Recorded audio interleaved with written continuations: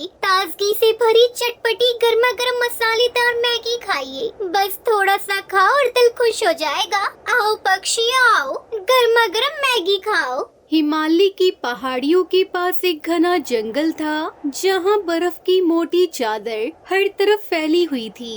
ये ठंडी सर्दी थी और जंगल में सभी जानवर और पक्षी अपनी अपनी जगह पर ठंड से बचने के लिए छुपे हुए थे। कुछ तो अपने घोंसलों में दुबकर सो रहे थे, तो कुछ घने पेड़ों के नीचे ठंड से बचने की कोशिश कर रहे थे। टुनटुनी चिड़िया, जो जंगल की सबसे छोटी और गरीब चिड़िया थी, अपने छोटे से घर में सर्दी से कांप रही थी। वो बहुत मेहनती थी, लेकिन उसके पास इतना पैसा नहीं था कि वो सर्दी से बचने के लिए अपने घर में गर्मी का इंतजाम कर सके।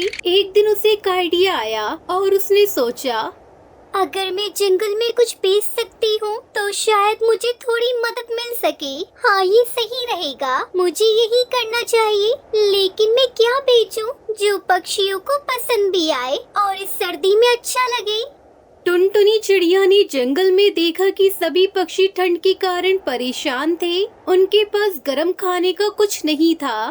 क्यों ना मैं गरम गरम मैगी बनाकर बेचूं ताकि सभी को आराम मिल सके। वो जानती थी कि मैगी बनाने का तरीका और उसे बेचने का तरीका क्या है। वो छोटे से चूल्हे पर मैगी बनाने के लिए सामान इकट्ठा करने लगी। उसके पास ज्यादा चीजें नहीं थी, लेकिन उसने अपनी मेहनत से काम चलाया। थोड़ी देर बाद उसने मैगी बनाई और उसे एक छोटे से स्टॉल पर सजाया। उसका स्टॉल बहुत सादा था, लेकिन उसकी मैगी की खुशबू ने जंगल के सभी पक्षियों को आकर्षित किया। टुनटुनी चिड़िया ने खुशी खुशी कहा, आइए आइए, ताजगी से भरी चटपटी गर्मा गर्म मसालेदार मैगी खाइए। बस थोड़ा सा खाओ और दिल खुश हो जाएगा। आओ पक्षी आओ, गर्मा गर्म मैगी खाओ। सभी पक्षी उसकी आवाज सुनकर उसकी तरफ दौड़े। टुनटुनी दीदी, तुमने मैगी बनाई है? हाँ तोते भैया, मैगी खाने से सर्दी दूर भाग जाती है, तुम भी खाओ। कुछ ही मिनटों में उसके पास बहुत से पक्षी इकट्ठा हो गए थे और टुनटुनी चिड़िया की मैगी बिकने लगी। टुनटुनी चिड़िया की मैगी जंगल में छा गई थी। उसकी मैगी के स्वाद के चर्चे हर जगह होने लगे थे। लेकिन जंगल में एक और पक्षी था जो हमेशा टुनटुनी चिड़िया से जलता था। वो था कालू कौवा। कालू कौवा हमेशा टुनटुनी चिड़िया की मेहनत को देखकर जलता था, क्योंकि उसे कभी ऐसा मौका नहीं मिला था। ये छोटी सी चिड़िया कैसे इतनी दौलत कमा रही है? मुझे भी तो कुछ करना चाहिए। क्यों ना मैं इस मैगी का बिजनेस छीन लूं। फिर उसने एक चाल चलने की योजना बनाई। वो अगले दिन टुनटुनी चिड़िया के पास गया और बोला, टुनटुनी बहन, तुम इतनी मेहनत कर रही हो, मगर क्या तुमने सोचा है कि सर्दी में मैगी ही क्यों बेच रही हो? क्यों ना तुम मैगी बेचने की जगह कुछ और करो। टुनटुनी चिड़िया ने उसे घूरते हुए पूछा, क्या मतलब है तुम्हारा कालू भाई? कालू कौवा मुस्कुराते हुए बोला, मैं तुम्हारी मदद करना चाहता हूँ। तुम मैगी बना रही हो, लेकिन क्यों ना मैं अपनी खास टकाटक कचौरी बेचूं और तुम मेरी मदद करो। हम दोनों मिलकर अच्छा कमा सकते हैं। टुनटुनी चिड़िया समझ गई कि कालू कौवे से परेशान करने का मौका तलाश रहा है। उसने अपनी छोटी सी दुकान पर मैगी बेचते हुए कहा, नहीं कालू भाई, मैं खुद अपने काम से खुश हूँ। मेरी मैगी मेरी मेहनत से बनी है और मैं इसे बेचकर बहुत खुश हूँ। तुम अपनी टकाटक कचौड़ी बेचो, लेकिन मेरा काम मत छीनो। कालू कौवे ने उसकी बातों को नजरअंदाज करते हुए कहा, तुम्हें लगता है कि तुम सिर्फ मैगी बेचकर बड़ा काम कर रही हो? क्या तुम नहीं जानती कि ये सिर्फ एक साधारण खाना है? मैगी से ज्यादा अच्छा तो मेरी टकाटक कचौरी है। इसे खाकर तो देखो, तुम समझ जाओगी। टुनटुनी चिड़िया ने कहा, मुझे तुम्हारी टकाटक कचौड़ी नहीं चाहिए कालू भाई, मैं अपनी मैगी से खुश हूँ। लेकिन कालू कौवा नहीं माना। वो हर दिन मैगी की दुकान के पास आकर अपनी टकाटक कचौड़ी का प्रचार करने लगा। आइए आइए, गर्मा गर्म टकाटक कचौरी सिर्फ 5 रुपए में, मैगी से कई ज्यादा स्वादिष्ट। टुनटुनी चिड़िया परेशान हो गई, लेकिन उसने हार मानने का नाम नहीं लिया। वो अपने काम में जुटी रही और उसकी मैगी की खुशबू अभी भी जंगल के जानवरों पक्षियों को अपनी ओर आकर्षित करती रही। एक दिन टुनटुनी चिड़िया कालू कौवा आमने सामने आ गई। दोनों के बीच शब्दों की जंग शुरू हो गई। कालू कौवा गुस्से में बोला, टुनटुनी, तुम मैगी क्यों बेच रही हो? तुम्हारी मैगी तो साधारण सी है। मुझे परवाह नहीं है कालू भाई, मेरी मैगी का स्वाद और मेरी मेहनत ही इसे खास बनाते हैं। टुनटुनी चिड़िया ने हिम्मत दिखाई। तभी हरिया तोता आया और बोला, टुनटुनी दीदी, मुझे तुम्हारी मैगी बहुत पसंद है। मैं और मेरे सारे दोस्तों ने तय किया है कि हम तुमसे ही मैगी खरीदेंगे। तुम्हारी मेहनत देखकर अच्छा लगता है। सही कहा तोते भैया ने, तुम जो करती हो वो सच्ची मेहनत है और मैं हमेशा तुम्हारा साथ दूंगा। आखिरकार जंगल के बाकी पक्षियों ने टुनटुनी चिड़िया के साथ खड़ा होने का निर्णय लिया।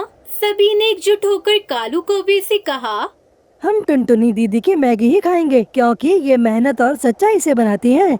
कालू कौवे को अपनी हार समझ में आई। वो कुछ कह नहीं सका और अपनी टकाटक कचौड़ी का स्टॉल बंद कर दिया। टुनटुनी चिड़िया की मेहनत ने उसे सफल बना दिया। उसकी मैगी अब जंगल में सबसे मशहूर थी। कालू कौवे ने भी सीखा कि मेहनत और सच्चाई से ही इंसान ये पक्षी अपने लक्ष्य को प्राप्त कर सकता है। टुनटुनी चिड़िया ने जंगल में खुशियाँ फैलाते हुए कहा, जो मेहनत से काम करता है वही सबसे ज्यादा खुश रहता है। खुश रहो, काम करो, मेहनत से कभी पीछे मत हटो।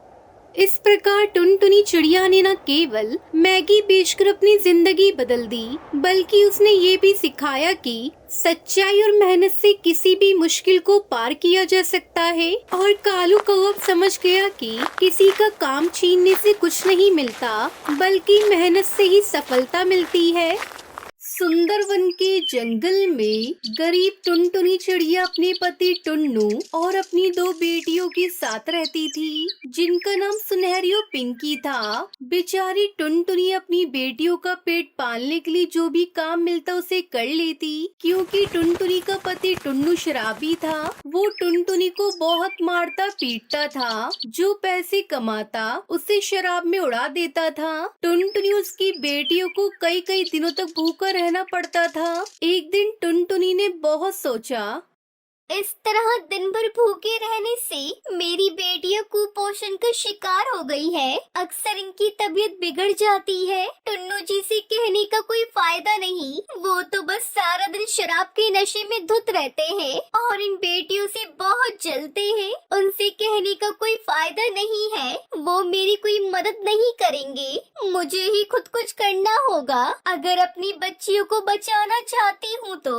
क्यों न मैं अपने घर के पास मोमोज का ठेला लगा लूं। इस मोमोज के काम में लागत भी बहुत कम लगती है और मुझे बहुत अच्छे मोमोज बनाने आते हैं। हाँ, मैं यही करूँगी। इस तरह मैं अपनी बेटियों की देखभाल भी कर सकती हूँ। उन्हें छोड़कर मुझे कहीं जाना भी नहीं पड़ेगा।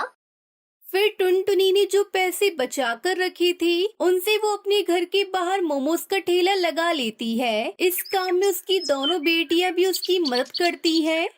मोमोज ले लो, मोमोज, गर्मा गर्म चटपटे मोमोज ले लो। एक बार खाओगे तो बार बार आओगे। टुनटुनी की आवाज सुनकर जंगल के पक्षी और बच्चे उसके मोमोज खाने आते हैं और उसके मोमोज खाकर उसकी खूब तारीफ करते हैं। टुनटुनी के मोमोज बेचकर बहुत अच्छी कमाई हो रही थी। एक दिन जब टुनटुनी घर में मोमोज बना रही थी, तभी उसका पति टुन्नू चिड़ा वहाँ आता है। अरे टुनटुनी, मेरे कुछ दोस्त आने वाले हैं, तुम उनके लिए मोमोज लेकर आओ। उन्हें तुम्हारे हाथ के बने मोमोज बहुत पसंद हैं। ये सुनकर टुनटुनी गुस्से में कहती है, टुन्नू जी, ये मोमोज मैंने आपके और आपके शराबी दोस्तों के खाने के लिए नहीं बनाए हैं। मैंने इसे आपके लिए नहीं बनाया। ये मोमोज मैंने जंगल के पक्षियों को बेचने के लिए बनाए हैं, ताकि उन पैसों से मैं अपनी बच्चियों का भविष्य संवार सकूं। आपको तो कोई और काम ही नहीं है, बस सारा दिन शराब पीना और मुफ्त की रोटी तोड़ने के अलावा। टुनटुनी की ये बात सुनकर टुन्नू चिड़ा गुस्से से आग बबूला हो जाता है। हरामखोर, तेरी ज्यादा जुबान चलने लगी है। तू ज्यादा जुबान चला रही है। आजकल बहुत दिन हो गए तेरी पिटाई किए हुए, लगता है तू अपनी औकात भूल गई है। थोड़े से मोमोज बेचकर पैसे क्या कमा लिए। तू तो अपने आप को महारानी समझ रही है। अभी तेरे पर काटता हूँ, ऐसा लगता है जैसे तेरी पिटाई करनी जरूरी हो गई है। इतना कहकर टुन्नू चिड़ा टुनटुनी को बुरी तरह पीटने लगा। टुनटुनी को पीटता देख उसकी दोनों बेटियां सुनहरी और पिंकी अपनी माँ को बचाने के लिए आई। पापा पापा पापा मत मारो मम्मी को, छोड़ दो, मत मारो, मम्मी मर जाएंगी, इन्हें छोड़ दो पापा, आप बहुत बुरे हो, आप हमारी मम्मा को छोड़ दो। चल हट जा यहाँ से। बड़ी आई अपनी माँ को बचाने। मैं आज इसे मार मार कर मार डालूंगा। इसकी जुबान बहुत चल रही है आजकल, बस और नहीं। और तुम दोनों यहाँ से हट जाओ वरना तुम दोनों को भी जिंदा नहीं छोड़ूंगा। टुन्नू टुनटुनी को जोर का धक्का देता है, लेकिन तभी उसकी बेटी सुनहरी चिड़िया का पैर फिसलता है और उसका सर दीवार से टकरा गया और खून निकलने लगा। ये देखकर टुन्नू टुनटुनी को पीटना छोड़कर घर के बाहर जाकर बैठ गया। टुनटुनी अपनी बेटी को देखती है। सुनहरी, अरे सुनहरी बेटा आंखें खोल, तुझे क्या हो गया? लेकिन सुनहरी चिड़िया तो आंखें नहीं खोलती, उसके सर से खून बह रहा था। पास बैठी पिंकी बेटी भी डर के मारे रो रही थी। सुनो जी, सुनहरी को बहुत जोर की चोट लगी है, वो बेहोश हो गई है, उसे लेकर अस्पताल चलो। मर जाने दे उस मनहूस को। इन मनहूसों ने मेरा जीना हराम कर रखा है। एक तो भला टलेगी। ये कहकर टुन्नू वहाँ से चला जाता है। अकेली टुनटुनी अपनी बेटी को लेकर डॉक्टर बुलबुल के पास जाती है। अरे बाप रे, ये तो बहुत गहरा जख्म है। खैर मैं मरहम पट्टी कर देती हूँ, ये कुछ दवाइयाँ लिख दी है, इन्हें लेकर आओ। दवा की पर्ची देखकर टुनटुनी रोने लगी। क्या हुआ, कोई परेशानी है तुम्हें? डॉक्टर, मेरे पास दवा के पैसे नहीं है, मैं कहाँ से दवा लेकर आऊँ? मेरे सारे पैसे मेरे शराबी पति शराब पीने में उड़ा देता है।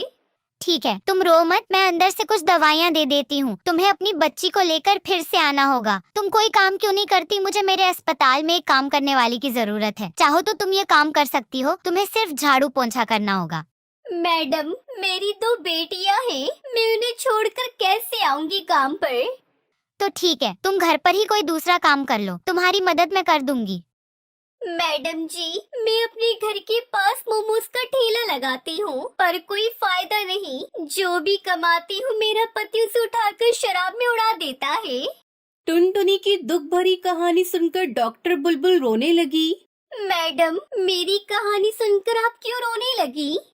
टुनटुनी, तुम्हारी कहानी बिल्कुल मेरी माँ की तरह है। मेरा पिता भी शराबी थे, मेरी भी 3 बहनें हैं। पिता से तंग आकर मेरी माँ ने उन्हें छोड़ दिया और हमें पढ़ा लिखा कर इस मुकाम तक पहुँचाया। टुनटुनी, तुम मेरी बात मानो, अपने पति को छोड़ दो और अपनी बेटियों को लेकर मेरे पास आओ। यहाँ अस्पताल में ही मैं तुम्हें रहने की जगह दे दूंगी और अस्पताल के बाहर तुम अपना मोमोज का ठेला लगाना। यहाँ पास में ही एक स्कूल है, उसमें तुम्हारी बेटियाँ पढ़ें। इस तरह तुम अपनी बेटियों की देखभाल भी कर सकती हो और अपने मोमोज भी बेच सकती हो। टुनटुनी को डॉक्टर की बातें अच्छी लगी। वो घर गई और अपनी दोनों बेटियों को अपने साथ लेकर आई और अगले दिन से अस्पताल के बाहर मोमोज का ठेला लगाकर बेचने लगी। मोमोज ले लो, मोमोज, सस्ते मोमोज ले लो, गर्मा गर्म स्वादिष्ट मोमोज ले लो। एक बार खाओगे तो बार बार आओगे। टुनटुनी के हाथों के बने मोमोज खाने के लिए पक्षियों की भीड़ लगने लगी। इस तरह टुनटुनी हंसी खुशी मोमोज बेचकर अपनी दोनों बेटियों के साथ रहने लगी। कश्मीर के जंगल में बहुत सारे पशु पक्षी खुशी से जीवन बिताते थे। उसी जंगल में घर में टुनटुनी चिड़िया अपनी बेटी सुनहरी चिड़िया के साथ रहती थी और दिन भर उसके साथ खेलती रहती थी। टुनटुनी चिड़िया का पहला काम सुबह दाना लेने के लिए जाना और शाम को दाना लेकर वापस अपने घर आना होता था। वहीं और पक्षी भी रहते थे। एक घर में कालू कौवा अपनी पत्नी सुंदरी कौवी के साथ रहता था। दोनों का जंगल में सबसे मजबूत घर था जो कि मिट्टी का बना हुआ था। उनको गर्मी से बचने के लिए कुछ भी नहीं करना पड़ता था। अरे कालू जी, हमारी मेहनत का फल तुम्हें पता है, हमें भगवान ने दे दिया है। इतना अच्छा स्विमिंग पूल है और साथ में हमारा घर यहाँ पर है। ना दाना लेने की टेंशन, ना घर बनाने की चिंता। हाँ सुंदरी, हमारा तो सब कुछ ऐसा ही चल रहा है। दाना भी और पक्षियों से मिल जाता है और खाना भी, और रहना तो हमारा यहाँ है ही। हाँ हाँ कालू जी, रहना तो हमारा यहाँ है ही। हमसे भाग्यशाली और कोई नहीं है। मुझे लगता है इस जंगल में सबकी किस्मत ही फूटी है। हाँ हाँ सुंदरी, हमसे भाग्यशाली इस जंगल में कोई भी नहीं है। वहीं दूसरी ओर सुनहरी चिड़िया अपनी माँ टुनटुनी चिड़िया से कहती है, मम्मा मम्मा, ये बरसात कब आएगी और हमें नहाने को कब मिलेगा? अरे मेरी बेटी, बरसात भी आ जाएगी। मैंने सुना है कि पड़ोस के जंगल में एक सुंदरी कौवी ने स्विमिंग पूल बनाया है। उसमें सारे पक्षी जाते हैं और नहाते हैं। हम भी उसी में ही जाएंगे। तुम भी अपना मन भर के नहा लेना, लेकिन उसमें अनाज के दाने लगते हैं। मैं आज अनाज लेकर आऊंगी और तब हम उसमें नहाने चलेंगे। हाँ हाँ मम्मा, तुम शाम को अनाज ले आना, फिर हम कल सुबह नहाने जाएंगे। मेरा बहुत मन कर रहा है स्विमिंग पूल में नहाने का। मम्मा, मैंने तो स्विमिंग पूल देखा भी नहीं है। अरे मेरी बेटी सुनहरी, तुम कितनी नादान हो। मैं शाम को दाना लेकर आऊंगी और हम कल सुबह वहाँ जाएंगे। अब टुनटुनी चिड़िया वहाँ से पहाड़ी की ओर चली जाती है और शाम को बहुत सारा अनाज लेकर वापस अपने घर आ जाती है। अरे मम्मा, आप इतनी देर से कहाँ थी? मैं आपका इंतजार कर रही थी।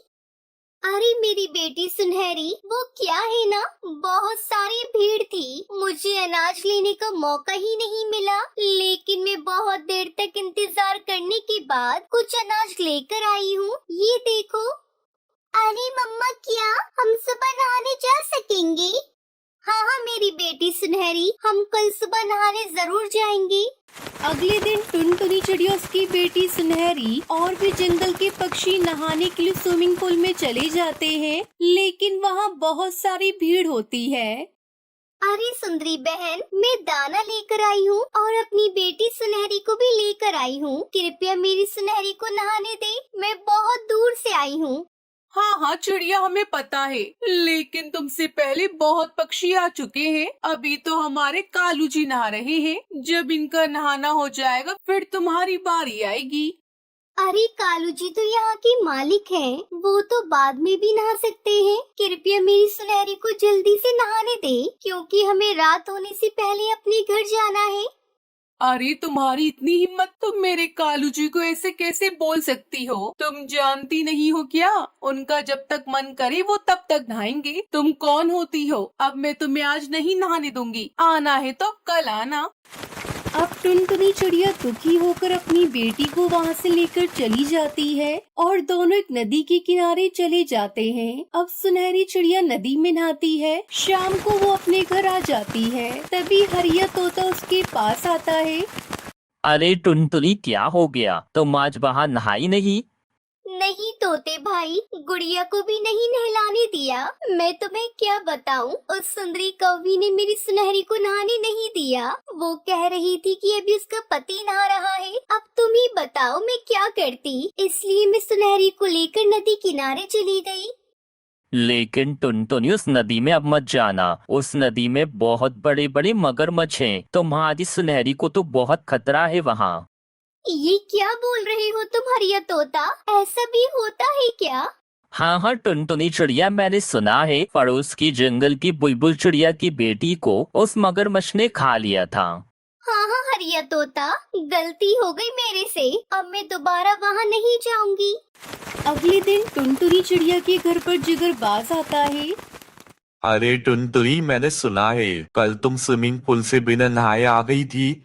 हाँ हाँ जिगरबाज जी, मैं वहाँ से बिना नहाए ही आ गई थी। फिर मैं नदी में चली गई। अब मैं आज जाऊंगी उसके पास नहाने, लेकिन हमारे पास दाने नहीं है। अरे तुम्हारे पास दाने नहीं है, ये कैसे हो सकता है? तो तुम नहाने कैसे जाओगी? तुम एक काम करो, तुम अनाज के दाने लेकर आओ और कुछ दाने मेरे लिए भी लेकर आ जाना। तब तक मैं तुम्हारी सुनहरी का ध्यान रखता हूँ। अरे आप ये क्या कह रहे हैं? मेरी सुनहरी को कौन ध्यान रखेगा, वो भी आप? आपको इससे क्या फायदा होगा? अरे मैं थोड़ा दाना खा लूंगा। ये सुनकर टुनटुनी चिड़िया वहाँ से चली जाती है। कुछ देर के बाद जिगरबाज सुनहरी चिड़िया को घर से बाहर निकाल देता है और सोचता है, अरे जहाँ टुनटुनी चिड़िया जा रही है वहाँ तो तेज तूफान आने वाला है, यानी ये अब वापस नहीं आएगी। अब ये घर मेरा हुआ, अब इस घर पर मेरा पूरा अधिकार हो गया है। अब ये मेरा घर है, अब मैं इस घर में आराम से सो जाऊंगा। वाह क्या जिंदगी है।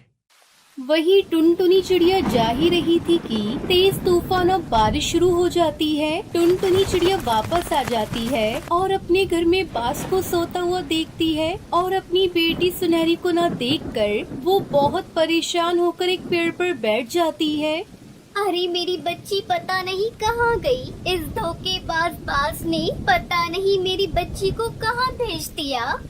टुनटुनी चिड़िया अपनी बेटी की खोज में जाती है। तभी उसे सुनहरी चिड़िया एक पेड़ पर मिल जाती है। अब दोनों उड़कर वहाँ से चले जाते हैं और देखते हैं कि तेज तूफान की वजह से सुंदरी कौवे और कालू कौवे एक पेड़ के नीचे दबे हैं और उनका घर तबाह हो गया था। फिर टुनटुनी चिड़िया उन दोनों की मदद करती है।